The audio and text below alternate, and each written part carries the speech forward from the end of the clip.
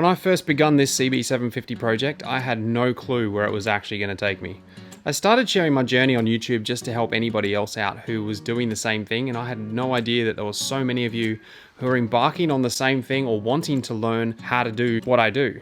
But this bike here is still yet to be finished, and I can't wait to ride it for the first time once it's all painted and all put back together. So through the process of building this bike, I've made some terrible mistakes, but those mistakes are lessons. Some costly, some not so costly. As an example, I ended up getting two of these which were too short, so I didn't use. This, which ended up being the wrong style. Some of these, which I ended up not using. And a set of clip-ons which ended up being 1mm too small.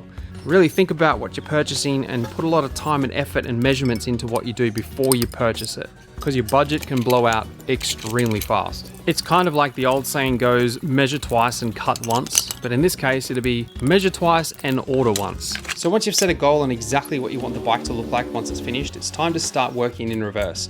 And what I mean by that is it's time to start working on monthly, fortnightly and weekly things that you can do on that bike to get it finished as soon as possible so you can be riding it as soon as possible. I would always suggest to get a piece of paper and write two columns. So do a line down the center and write on one side what I can do and write on the other side pay someone else to do. And then start adding as many things as you possibly can to the things that you can do. The list doesn't need to be in any order, just start writing down things as they come to mind. Another fantastic way of saving money on a build is if you can have a go at things that you probably ordinarily wouldn't have a go at, not for the intention to finish them, but just to have a go and start them.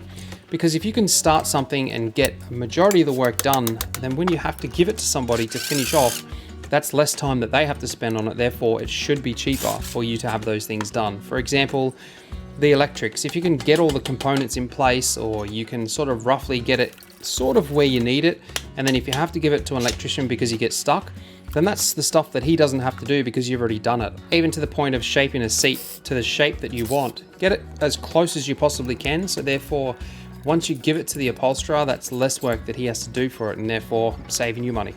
And one thing to definitely avoid is overthinking it, because overthinking it is going to overwhelm you and you're going to give up. It's just about one piece at a time.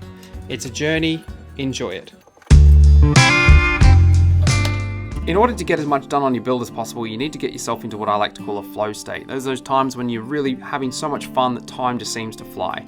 And in order to get there, you need to remove all distractions. And what I've found is best is tell everybody, like your family members and friends, that you're working on your bike at a particular time of day, a week, or whatever it is.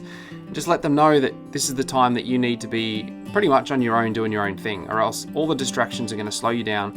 And when you get to that point of you just feel like everything's going well, then a distraction comes along and slows you down, and you never seem to get as much done in one day. And don't forget to crank up your favorite playlist, because as we know, music is a great motivator. So this is the battery box. It's going to get Cerakoted with everything else, and I want to make sure it's perfect before I send it off. One of the changes that I'm making here is I made 4 small holes for grommets, rubber grommets to sit in there for the wires to come through, but there wasn't really enough freedom for the wires. So what I'm doing now is I'm just drilling those out a little bit bigger and using larger grommets, so 2 large grommets, and that'll give a lot more wiggle room for the wires to go exactly where they need to be.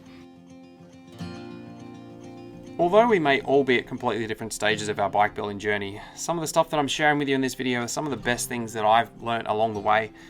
And this build isn't finished yet, and going back to what I said before about the things that you can do and the things you need to get someone else to do, I'm right at that stage now where I don't have the tools and equipment to continue, because I've done as much as I possibly can myself on this build, and it's now time to have the frame powder coated now that it's all stripped down and cleaned up, and also some of those components Cerakoted. I want to make sure they're done professionally, and I found a guy who's in a completely different state to me, so I've got to box this up, package it really well so that the courier companies that are going to be delivering it can't damage it. And this is the first time this frame has actually been leaving my garage, or any of the bike really has been leaving my garage for any length of time. So kind of a bit nervous about it, but it's in the hands of the couriers. Fingers crossed it comes back and we can get this thing back together for the final time. If you've enjoyed this video, be sure to check out the time lapse I did of this entire build. I'll leave that video right here. And if you want to see the CX500 Scrambler build I did, I'll leave that time lapse video right here.